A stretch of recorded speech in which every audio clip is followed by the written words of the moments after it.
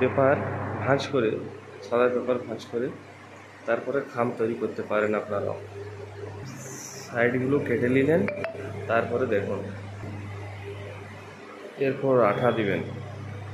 দু সাইডের পেপারকে একসঙ্গে আঠা দিয়ে জয়েন্ট করবেন। দেখুন আঠা দিলেন এখানে সরাসরি। এবার এটাকে এটা দিয়ে মুড়ুন।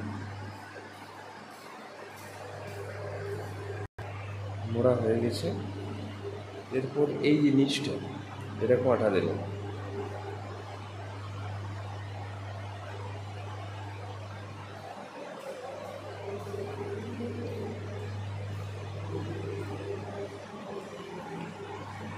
শেষমেশ আমরা একটা খাম, ওষুধের খাম তৈরি করতে পারলাম। এরপর আমরা একটা ছোট খাম তৈরি করব ছোট ওষুধের জন্য, 1 পিস 2 পিস 5 পিস 10 জন্য। মাপ সেটিং করবেন। এলোমেলো হয়ে যাচ্ছে কিন্তু কাঁচি ঠিক না থাকার কারণে, তবু ঠিক আছে। এবার আঠা দেবো। দেখুন দুটো ভাঁজ করার পর আঠা দেওয়া হবে, এটা আর এটা এর মতো করে। আঠা দেওয়া কমপ্লিট হয়ে গেছে। এবার এটাকে জয়েন্ট করলেন। জয়েন্ট করলেন, তারপর এই নিচের ভাগটা, নিচের যে অংশটা একেও জয়েন্ট করব।